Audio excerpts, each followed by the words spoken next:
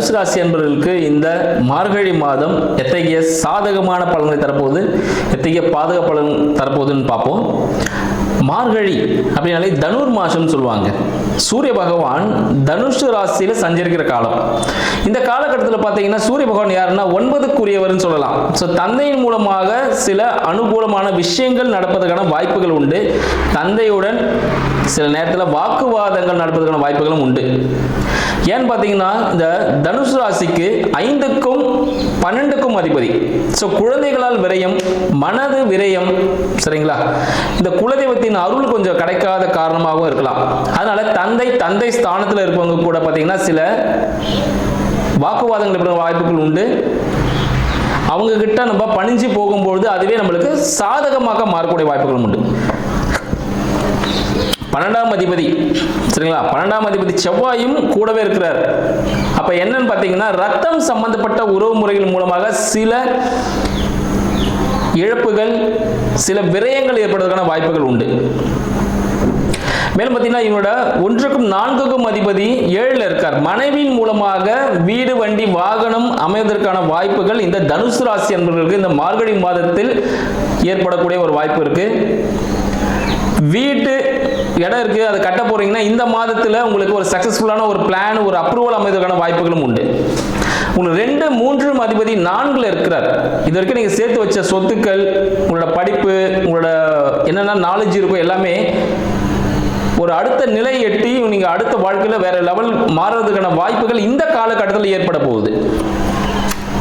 உங்களுக்கு 3ல் ராகு இருக்கிறதுனால இந்த யூடியூப் சார்ந்த விஷயங்கள் இதெல்லாம் நிறைய அவாய்ட் பண்ணிக்கோங்க. ஆனால் கரடுமுரடான ஒரு படங்கள் பார்க்கறது, ஒரு ஆக்ஷன் மூவிஸ் பார்க்கறதெல்லாம் உங்களுக்கு ரொம்ப பிடிச்சிருக்கும். பட் இதெல்லாம் கொஞ்சம் அவாய்ட் பண்ணிங்கன்னா நல்லா இருக்கும். புதிய முயற்சிகள், அரசாங்கத்திற்கு புறம்பான புதிய முயற்சிகள் எதுவும் ஈடுபட வேண்டாம். அது ஆபத்தை தான் கொடுக்கும். தனுசு ராசி நண்பர்களுக்கு அது ஒரு ஆபத்தை கொடுக்கக்கூடிய ஒரு விளைவாக இருக்கும். உங்களுக்கு இஎன்டி சம்பந்தப்பட்ட விஷயங்கள் எதாவது ப்ராப்ளமா இருந்துச்சுன்னா இப்போ அது கியூர் ஆகிறதுக்கான ஒரு வாய்ப்புகள் உண்டு. தோல் சார்ந்த விஷயத்தில் சிறிய ஒரு பிரச்சனைகள் ஏற்படலாம். ஸ்கின் அலர்ஜி ஏற்படுறதுக்கான வாய்ப்புகள் உண்டு. இந்த ஆயில் ஐட்டத்தில் வந்து கண்டிப்பாக நீங்கள் தவிர்த்திடணும். உங்களை 6க்கும் 11க்கும் அதிபதி, 6க்கும் 11க்கும் அதிபதி உங்களுக்கு 12ல் இருக்கிறார்.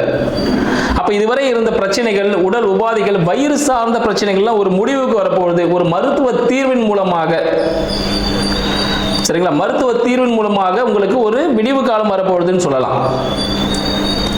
ஆனால் மருத்துவ உபாதைகள் ஏற்படும் பொழுது அதுக்கு தேவையான மருத்துவத்தை எடுப்பது மிகவும் சிறந்தது. ஆயுர்வேதம் எடுத்துக்கோங்க, தனுசு ராசி நண்பர்களுக்கு மிக சிறப்பாக இருக்கும் இந்த காலகட்டத்தில். அதுக்காக ஒரு செலவு செய்யும் பொழுது உங்களுக்கு 6க்கு 11, சரிங்களா? சுக்கிர பகவான் அவர் 12ல் இருக்கிறாரு, கூட 7ஆம் அதிபதியோடு இருக்கிறார். அப்போ மனைவிக்கு ஒரு ஏதாவது ஒரு விரயம் நீங்கள் செய்யணும்.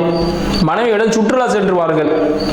இல்லைன்னா மனைவிக்கு ஒரு வெள்ளி கொலுசு, புதன்கிழமையில வெள்ளி கொலுசு, வெள்ளியில பொருட்கள் எதுனா கொலுசுலாம் ஓட்டவர் ஏதாவது ஒரு பொருள் வெள்ளி சார்ந்த விஷயங்கள் புதன்கிழமைகளில் வாங்கி கொடுக்கிறது ரொம்ப சிறப்பு. ஏன்னா அது ஒரு இன்வெஸ்ட்மெண்ட் மாதிரி ஆயிடும். இல்லை ஒரு ஹியூஜ் இன்வெஸ்ட்மெண்ட், லேண்ட் எதனா வாங்குறீங்கன்னா ஒரு ஹியூஜ் இன்வெஸ்ட்மெண்ட் நீங்கள் பண்ணலாம். இந்த மார்கழி மாசத்துல ஒரு பெரிய ஒரு இன்வெஸ்ட்மெண்ட் உங்களுக்கு தேவைப்படும். ஒரு லேண்ட் சார்ந்த விஷயங்கள், டாக்குமெண்ட் சார்ந்த விஷயங்கள்ல கொஞ்சம் நல்லா செக் பண்ணிக்கோங்க. டாக்குமெண்ட் டபுள் டாக்குமெண்ட் இருக்கிறதுன வாய்ப்புகள் உண்டு. அதனால டாக்குமெண்ட் வந்து நல்லா கிளியர் பண்ணிக்கணும். யாருக்காகவும் சாட்சி கையெழுத்து போட வேண்டாம். அதனாலும் பண விரயங்கள் ஏற்படுவதற்கான வாய்ப்புகள் உண்டு. வழக்குகள் ஏற்படுவதற்கான வாய்ப்புகள் உண்டு. யாருக்கும் வாக்கு கொடுக்காதீங்க. இது நான் அது பண்ணிடுவேன், இது செஞ்சிருவேன் அப்படின்னு எதுவும் சொல்ல வேண்டாம். உங்களுக்கு 8ஆம் அதிபதி 11ல் இருக்கிறார். 8ஆம் அதிபதியான சந்திரன் 11ல் இருக்கிறார் அந்த காலகட்டத்தில். அப்ப மறைமுக வருமானம் கிடைக்கும். யாரெல்லாம் தனுசு ராசி நண்பர்களுக்கு மறைமுக வருமானம், ஒரு இன்வெஸ்ட்மெண்ட் என்ன பண்ணிருக்கீங்க, ஷேர் மார்க்கெட் போட்டிருக்கீங்கன்னா ஒரு நல்ல ப்ராஃபிட் கிடைக்கும் வாய்ப்புகள் உண்டு. உங்களோட 10ஆம் அதிபதியும் புத பகவான் தான். அப்ப மனைவியின் தொழில் மூலமாக ஒரு வருமானம் கிடைக்கும். மனைவியின் தொழிலில் சிறிய பிரச்சனைகள் ஏற்படும். நண்பர்கள் கூட சிறிய ஒரு அழுத்தம் ஏற்படும். கூட்டு தொழில் என்ன செஞ்சிட்டீங்கன்னா அது சிறிய ஒரு அழுத்தம், ஒரு சின்ன ஒரு லாஸ் ஏற்படுறதுக்கான வாய்ப்புகள் உண்டு. ஸோ கணக்கு வழக்கெல்லாம் கொஞ்சம் கரெக்டாக பார்த்துக்க தனுசு ராசி நண்பர்கள். இந்த மார்கழி மாதத்தில், டிசம்பர் மாதத்தில் இந்த கணக்கு வழக்கெல்லாம் கொஞ்சம் நல்லா தெளிவாக இருக்கணும். இந்த அக்கௌண்ட்ஸ் மெயின்டைன் பண்ணுறது கொஞ்சம் நல்லா கிளியராக பார்த்துங்க. இல்லை நீங்கள் கொடுக்கறது வாங்குறது எல்லாமே ஒரு கரெக்டாக ஒரு லைனில் இருக்கிறது ரொம்ப நல்லது. இல்லை புதிய வங்கி கணக்குகள் நீங்கள் தொடங்கலாம். இந்த காலகட்டத்தில் புதிய வங்கி கணக்குகள் தொடங்கி ஒரு டெபாசிட் அமௌண்ட் போட்டிங்கன்னா அது நல்ல ஒரு ரிட்டர்ன் கொடுக்கும் உங்களுக்கு. வந்து அந்த விஷயங்கள் உங்களுக்கு சாதகமாக இருக்கும்.